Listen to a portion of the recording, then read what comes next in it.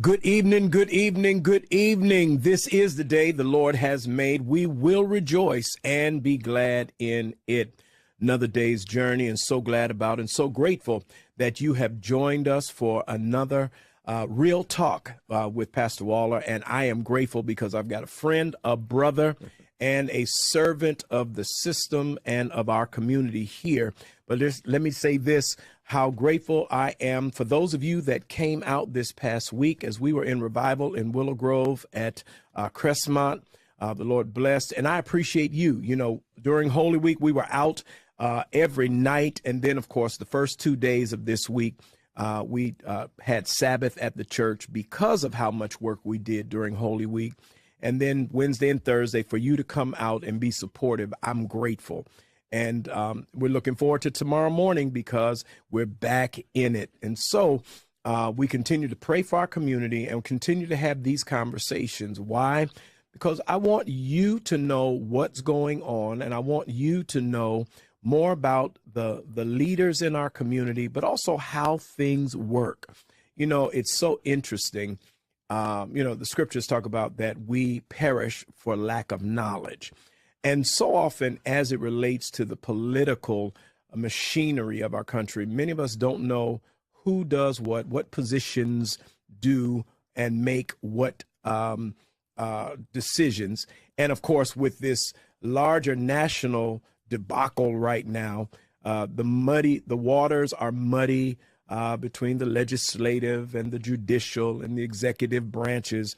But we try on this conversation to help you know who does what and why. And tonight, we've got the man, the myth, and the legend, Senator Vincent Hughes. And I am grateful because I've been in the city now for 31 years, and all 31 of those years, he's been the man that all of us are pretty clear that he could be any one of these elected positions that he wants to be, but he serves as a senator. Yes, I do. And we thank God for your being here today. Welcome to Real Talk. Thank you. Thank you for having me. Yes, Is this sir. how you get me to Enon? Is that how you do this? That's exactly right. Okay. That's exactly right. Okay. We've been working on this a long time. You know, Donald Moore, don't worry about this. It's all right. This predates you.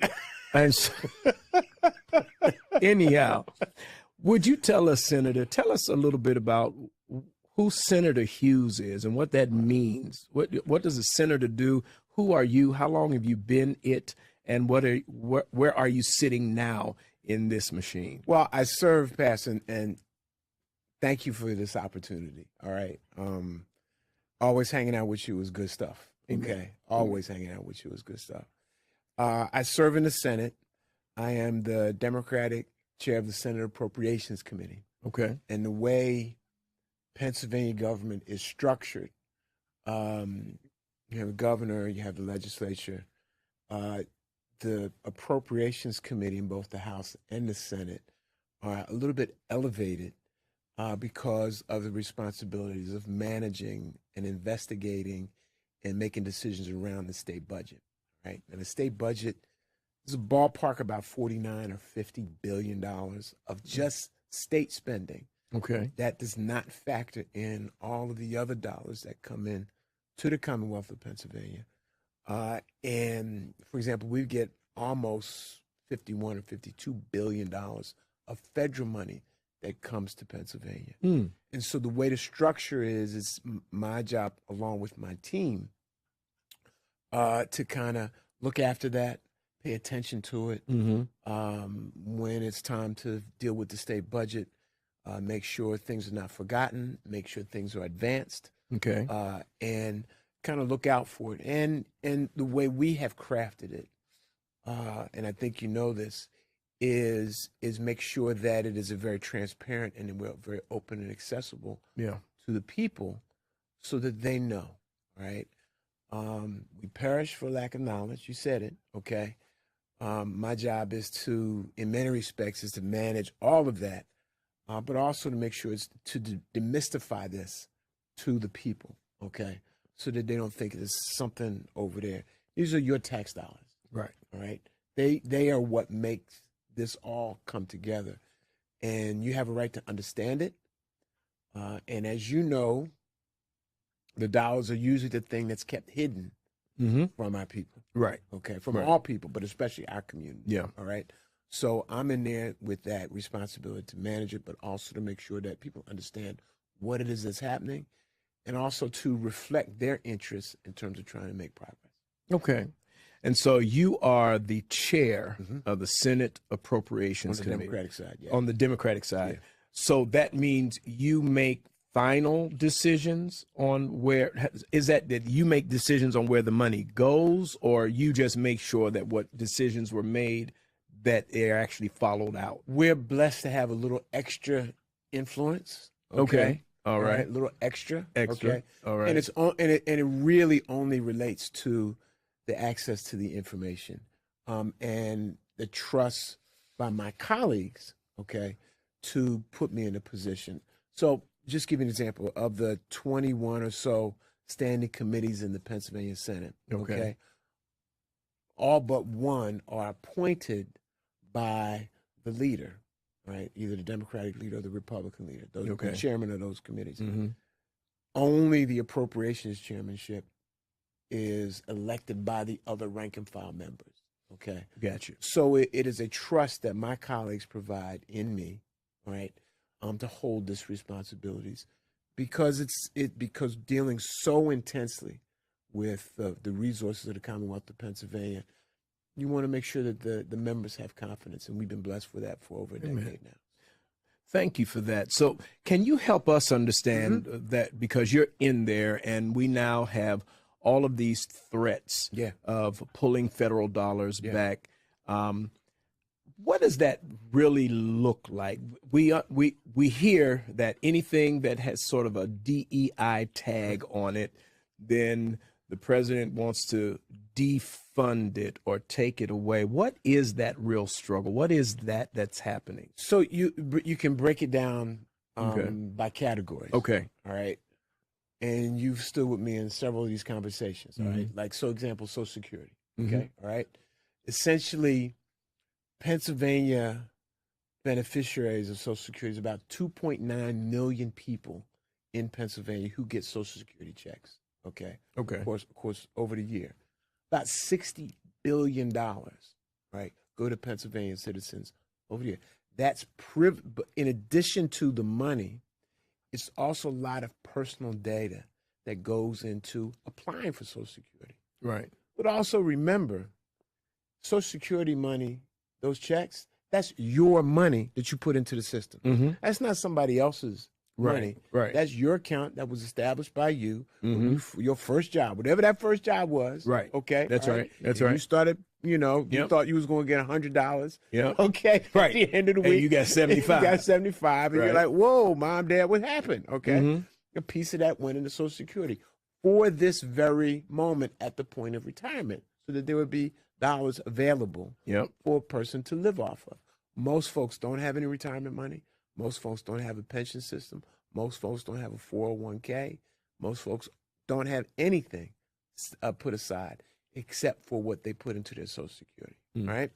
So what's happening in Washington is essentially an attempt to kind of steal the money, okay? Certainly to grab your personal information, okay? Your work history, all your data, your life story in many respects. Snatch all of that, largely to feed the AI complex, okay?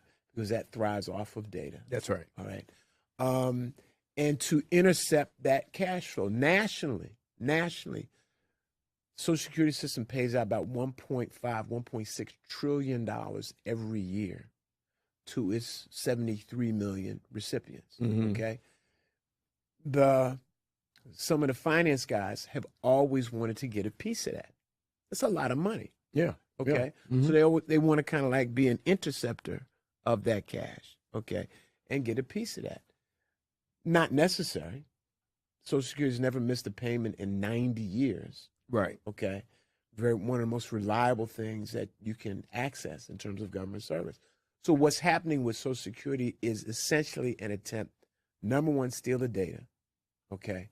And number two, to intercept the cash flow. All right. And figure out a way to carve a piece off the top of it. All right. We wind up as beneficiaries of losing money, not getting money. Mm-hmm. Okay. Mm-hmm. And again, it's our money that we put into it. Okay. In terms of health care, Medicaid, Affordable Care Act, and all of that. We have, let me make it plain for Enon family members. All right. 61% of all the folks in a nursing home, and I'm going to look at the camera because you may say that's look right. at the camera. That's right. Okay. That's look right. at the camera. 61% of all nursing home recipients are in Medicaid. Okay. Okay. 61%. Okay. Even if you have finances in your family, usually there's a spend down quality to Medicaid. All right. And so at a certain point, the Medicaid system picks up those costs. If they try to reduce Medicaid, if they try to cut Medicaid, then, which is what they're trying to do, then you wind up losing those dollars to pay into the system. Mm-hmm. Who works into these nursing homes? Who works in these hospitals? Okay. Okay. Right. All right.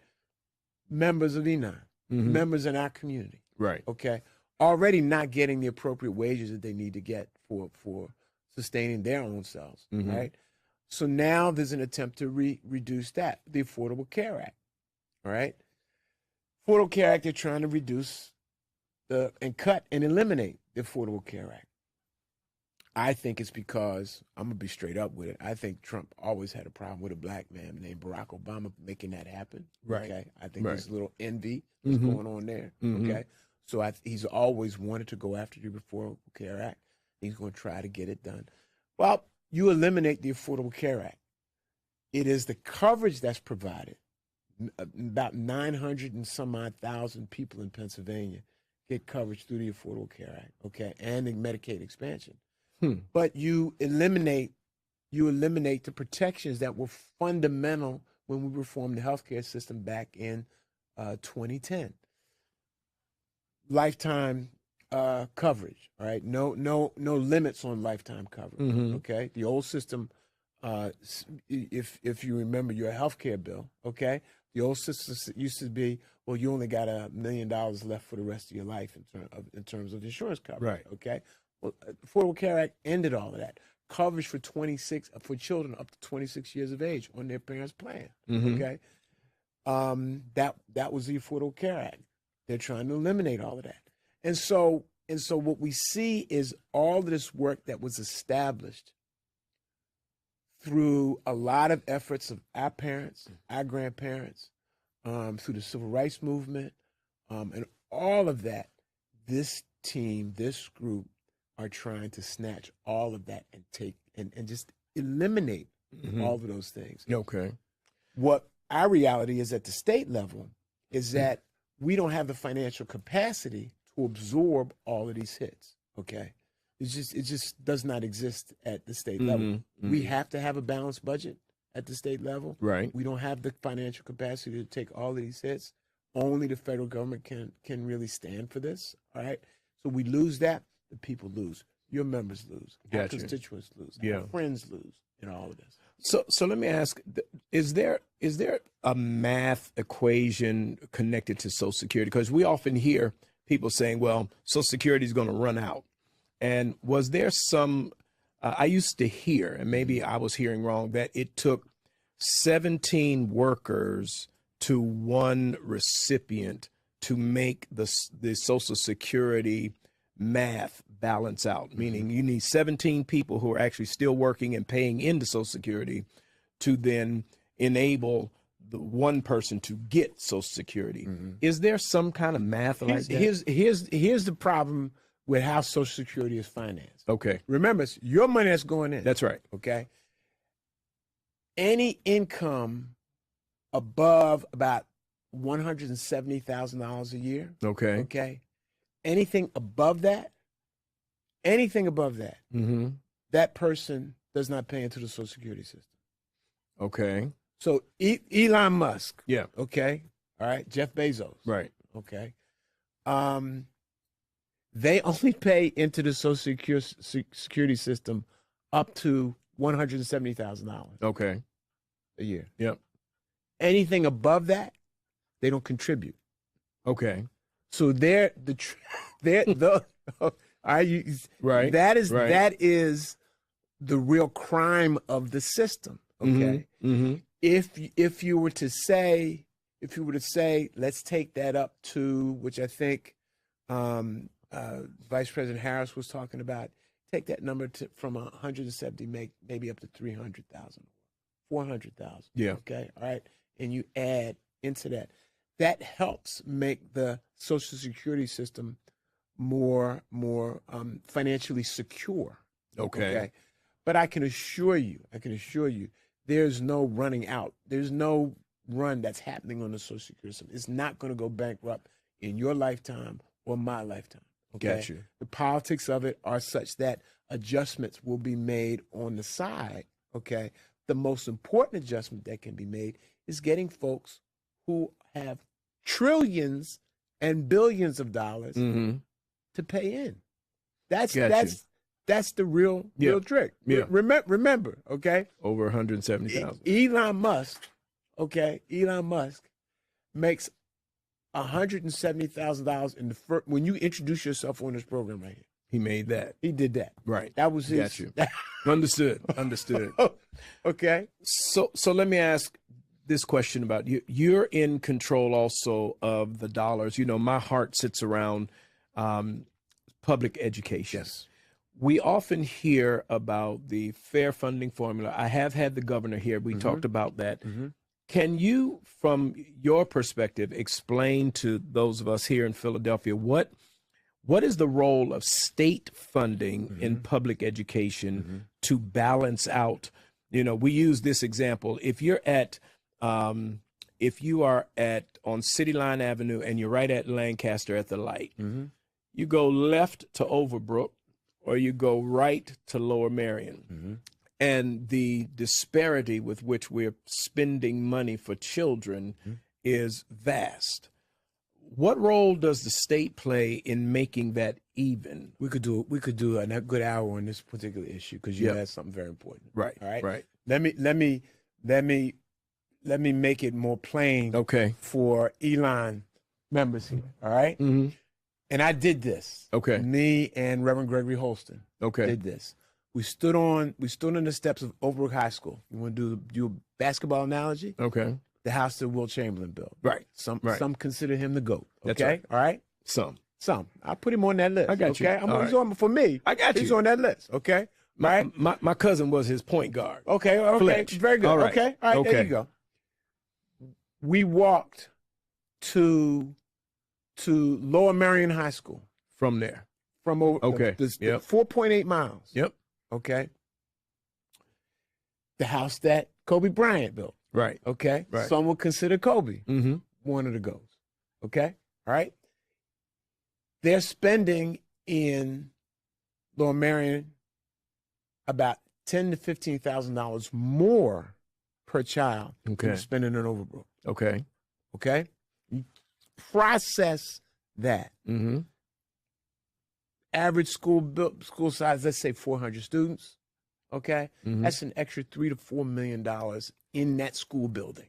Okay. That's happening in Lower Merion. Right. So the question, why is that? Is Okay. because of All right. what the people make here and what the Okay. people make here Exactly. in the house. Because of disparity of income. Yep. Okay. Okay. And because the local taxpayers in Lower Merion Yep.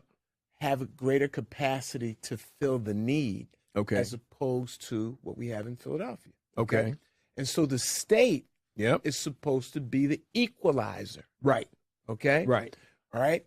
We won the lawsuit, and it was decided in Commonwealth Court on February 7th, 2023. Mm-hmm. Okay. We won the fair funding lawsuit and have begun what is essentially a 7-year process to get those equity dollars put in place. Because you can't do it all at one time. It's going to take you 7 years. Okay. And I need folks to understand the significance of this. The lawsuit was first filed, Pastor, November 10th, 2014. It took 9 years to get resolved. But let's make it more plain. Let's make it more visible. So a child entering first grade when that lawsuit was filed was in 9th grade or 10th grade when it was resolved. Okay. They went their entire 1st to 10th grade, elementary school, middle school, going into college, with that entire time without, appropriate and fair funding, equitable funding, right? And even when the lawsuit was decided, it's going to take a couple more years to get to full equity. So that child, their entire academic experience has been in an underfunded and inadequately funded classroom, all right? What does that mean? One school, Upper Dublin School District, I used to represent Upper Dublin, great people up there. Their new school building, 4 theaters, a swimming pool, a TV studio, much like here, a radio studio, a meteorological center. Right. Okay? Yep. All right.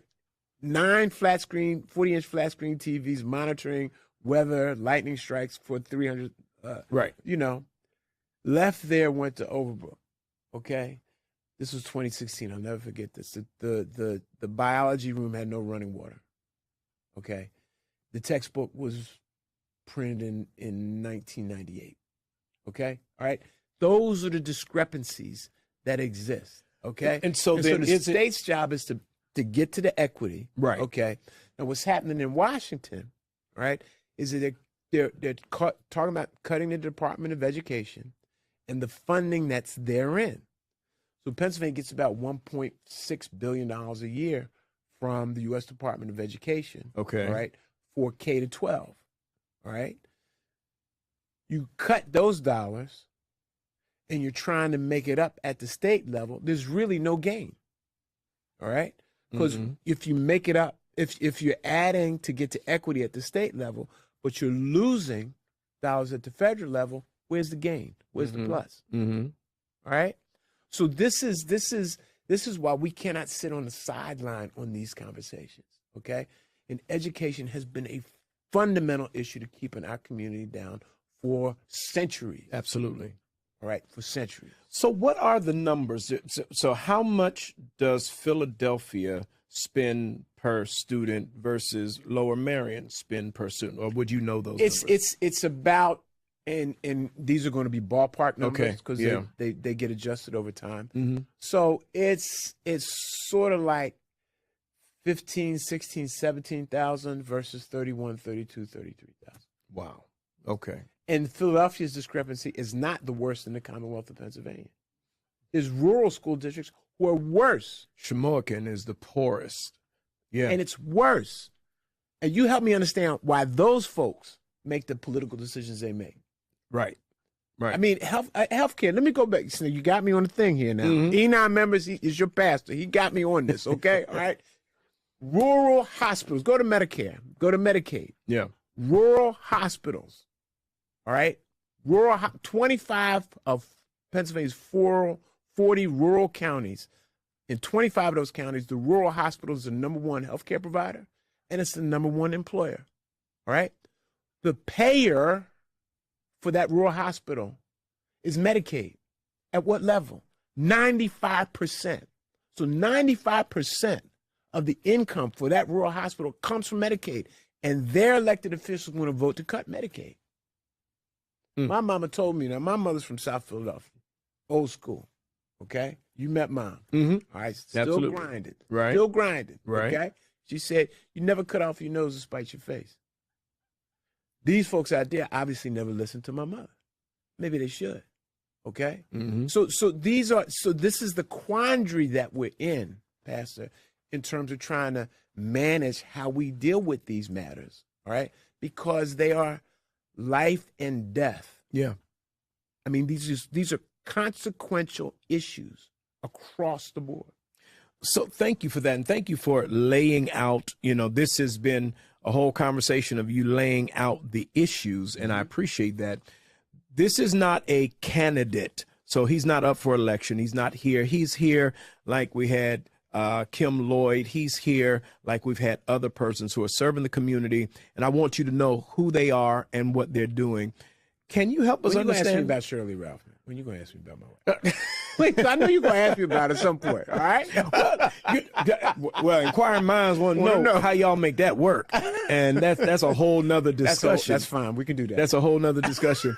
But I want people to know who you are and what you're doing. So I'm going to ask you after you explain to us about how you met Shirley Ralph and how y'all making this thing work coast to coast. Coast to coast. But tell us what we need to do to support you in your position. Look, always go to senatorhughes.com. Yep. That's my website. Just about everything is there. That's my social media as well. Yep. Right. We're pretty transparent and put out a lot of stuff on social media. All right.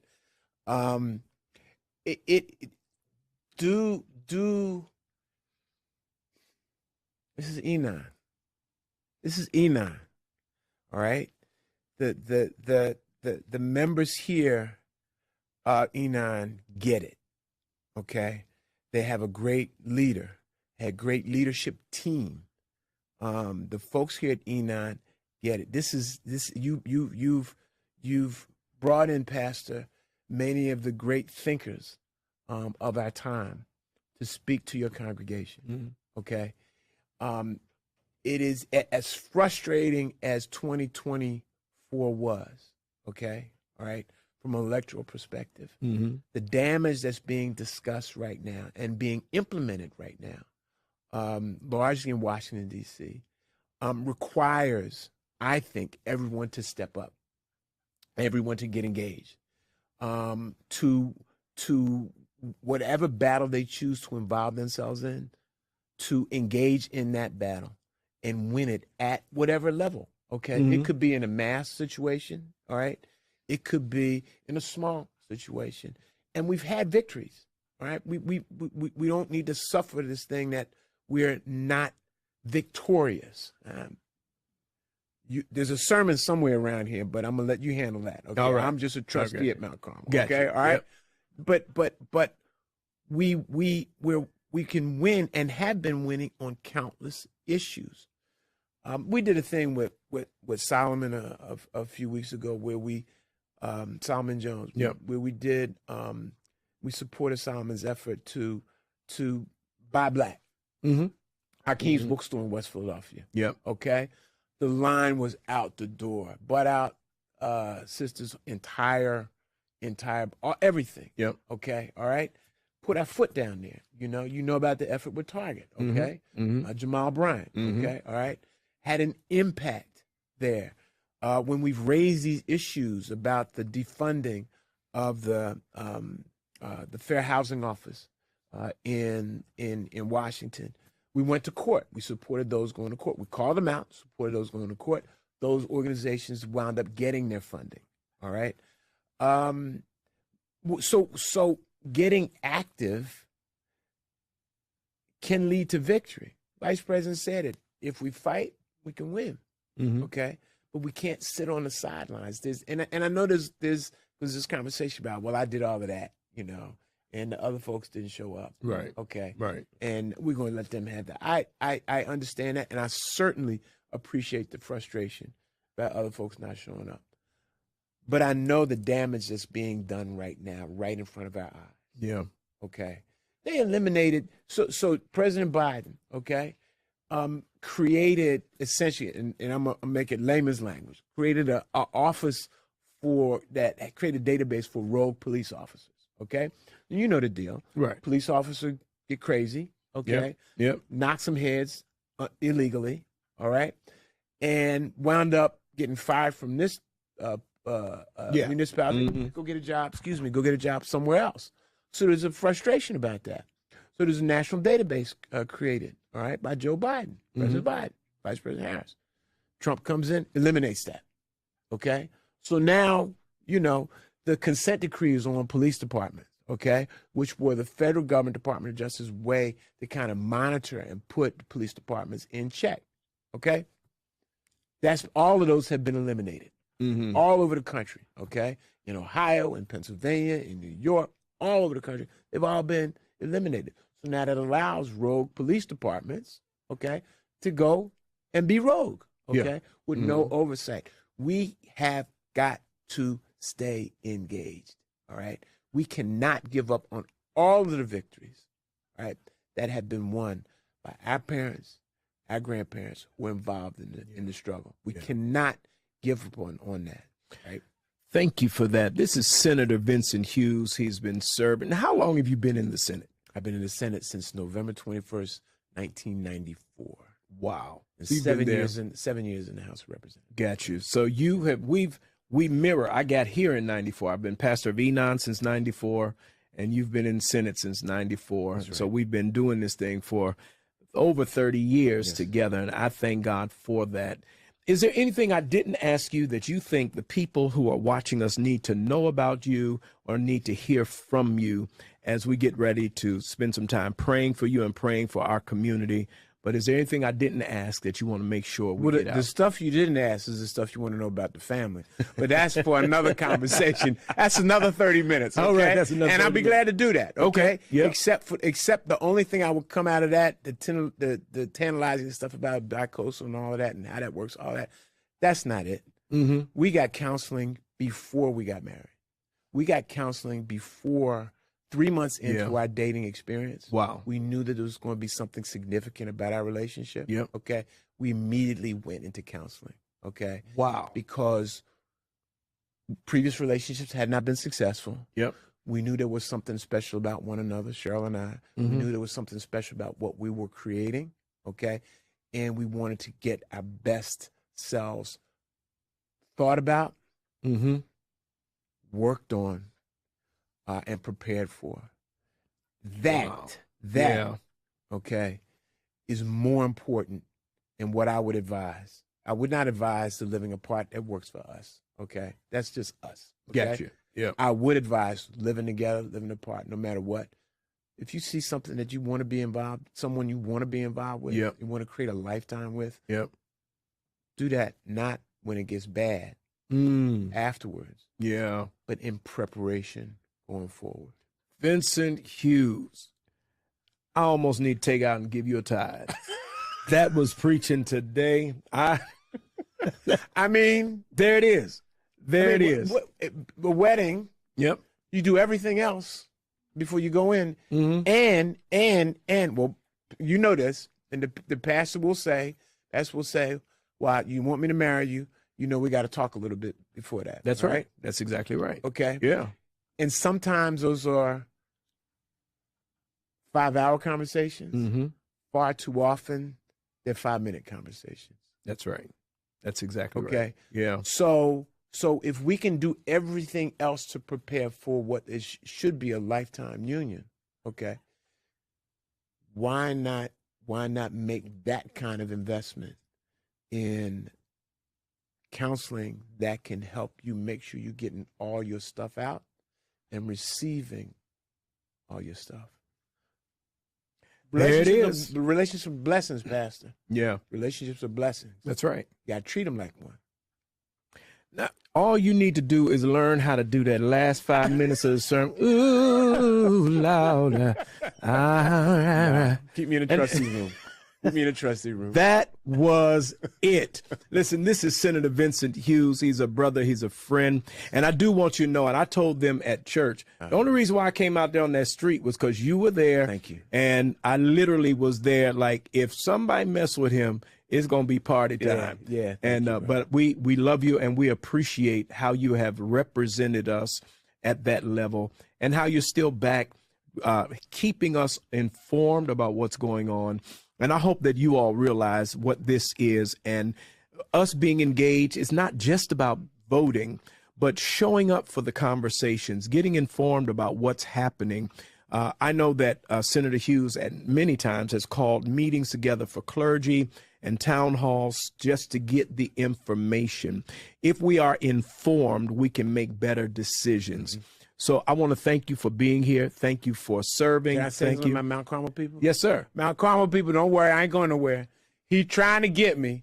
He's been trying to get me for 30 years, okay? He's been trying to, I ain't going nowhere, all right? But he working. All right, I'm going to let him have that. So we can ready to go to God in prayer. I'm going to see you all in the morning, and I bless God for another opportunity to share more information. This is Real Talk. Come on, let's pray. God, I bless you and I thank you. I thank you for Senator Vincent Hughes. I thank you for how you have used him over these 30 years to stand where we cannot be and speak the words that we need heard in those halls. I pray for him. I pray for his marriage. I pray for his continued work. We're reminded that Dr. Martin Luther King said that this next push would center around economics. I thank you for putting him in the seat to guard the economy and to guard what is going on in our community. We pray, oh God, for the city of Philadelphia and the state of Pennsylvania, that your will would be done and that we would experience justice. Now, God, as we get ready to go for the rest of this day and go into the work that you have for us, we would that you go with us and stand by us until we meet again. I ask these and all of the blessings through Christ our Lord, and for his sake we do pray. Let us all say, amen. Amen. Listen, love y'all much. God bless you and God keep you is my prayer.